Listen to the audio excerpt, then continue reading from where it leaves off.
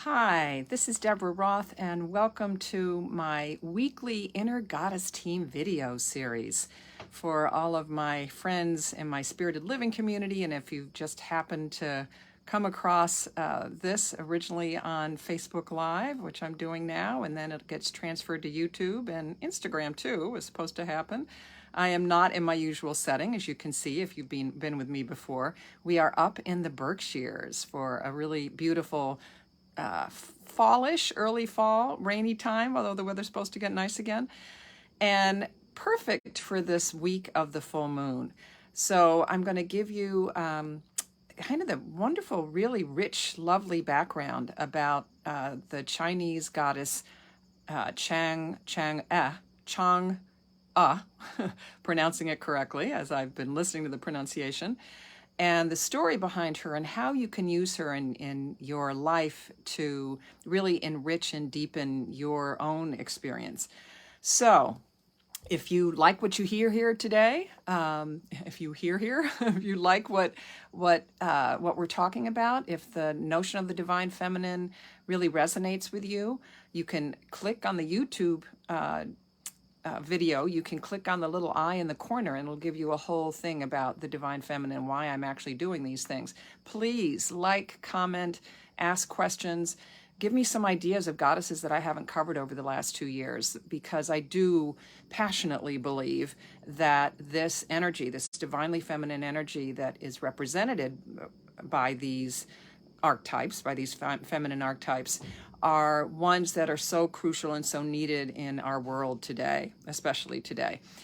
So as we move through this week, this is a couple days after the American holiday of Labor Day, and moving towards the full moon, the Pisces Virgo full moon on, where are we, on Saturday, on September 10th. The goddess that came up, and I've certainly read about her and probably pronounced her name wrong mostly, is what's called in China and other Asian countries do different versions of this, the Mid-Autumn Festival or the Mooncake Festival. So you know it's tied in with the moon, celebrating Chang'e. And her story explains why all these things are so important and why it feels like this is a perfect one for just coming off this, what is often a very family and friends oriented long holiday weekend of Labor Day. So we can extend that a little bit with this full moon coming up on Saturday, celebration of Chang'e. Now, this is typically held on the 15th of the 8th lunar month in the Chinese calendar, which means it can vary when it actually happens, but it's always on the full moon. And that is when, obviously, the moon is at its fullest, which in Chinese culture symbolizes togetherness and reunion, coming together with family and friends, kind of like our Thanksgiving, and that's how it's celebrated. It is a time to feast together, to eat, to make and eat and exchange mooncakes, which are made from, made from sweet bean and or lotus bean, I think. Hold on, let me find it. They're round, which symbolizes completeness and reunion, much like the moon does. And the mooncakes are sweet bean, egg yolk, and meat or lotus seed paste. And they are traditionally eaten during this festival. And lanterns are another big symbol that happens. They're lit, and people go, and families and friends, groups of family and friends go to lantern lighting ceremonies, and with beautiful lanterns. Picture those paper Chinese lanterns that you've often seen in different celebrations, but also sending them off. The ones that have hot air in them get sent off like balloons, very dramatic. And they're all sizes and shapes. And they symbolize the beacons that light people's paths towards prosperity and to good fortune. So all the elements, the moon cakes, these lanterns, are all ways to remind us to embrace good fortune and to work towards prosperity. And that if we worship Chang'e as her myth invites us to, that those may flow to us. So the story, the mythology behind Chang'e is that she was married to an I don't know what he was exactly, but he was a warrior who used his bow and arrow. Long time ago, says the myth, there were 10 suns in the sky, and they burnt up all life on Earth. People were beginning to die and to starve. Too much sun. We've seen a lot of that with climate change too.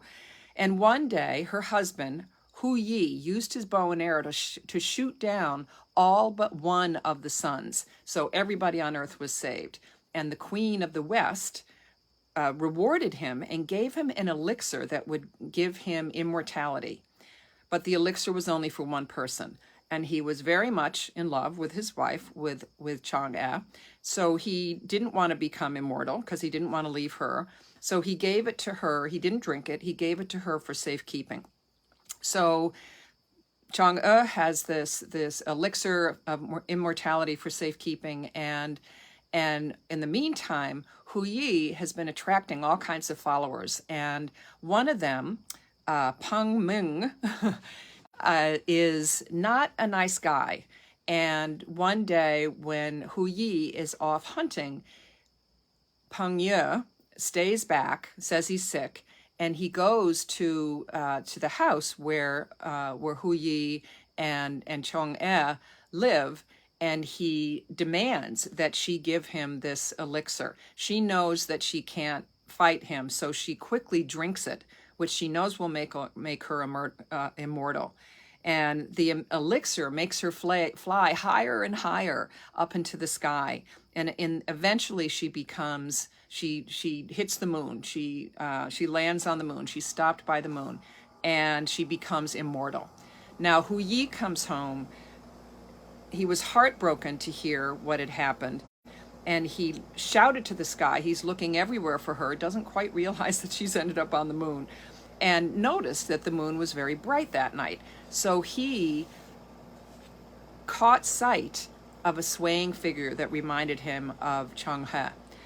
Then he displays all kinds of fruits and cakes that he knows that Chang'e loved, to let her know that he misses her. And since then, because of course people were still revering him because he saved the earth, during the Mid-Autumn Festival, everyone joins him and offers fruits and mooncakes to worship the moon.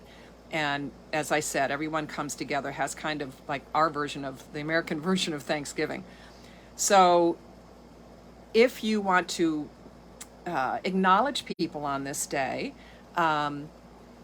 we're always careful not to co-opt these cultural celebrations.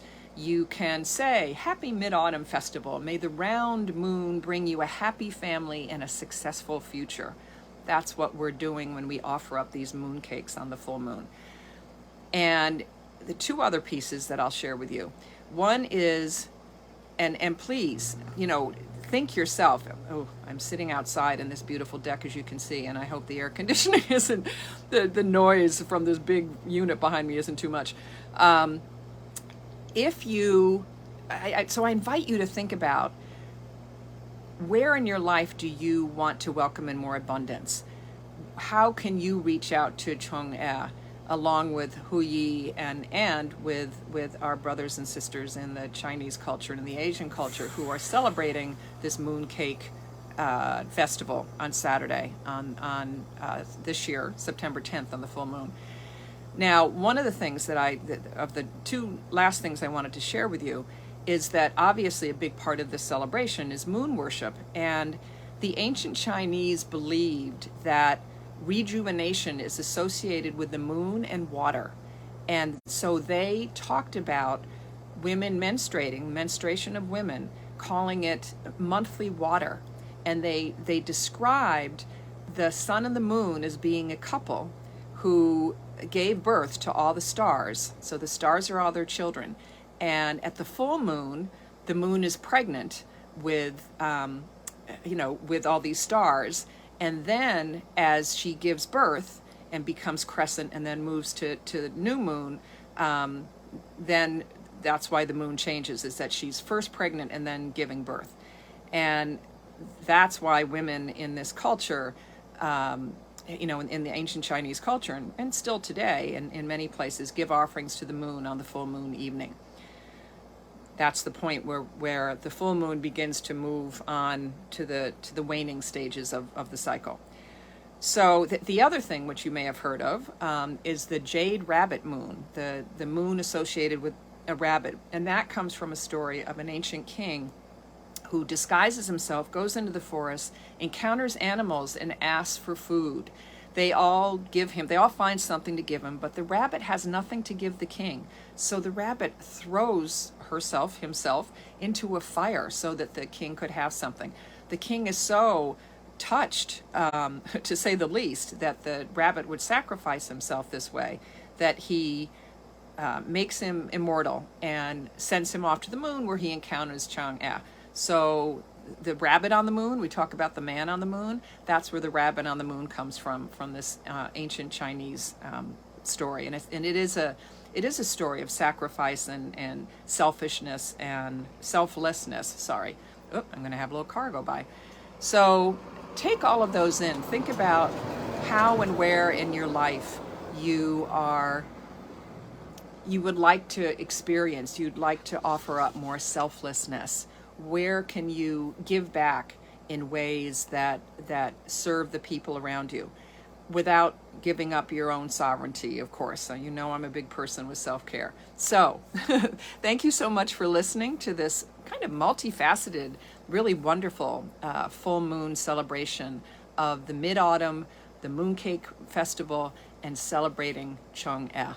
Enjoy, and please do let me know. Please comment and ask questions, and let me know how you bring Chang'e and this concept of selflessness and generosity into your life.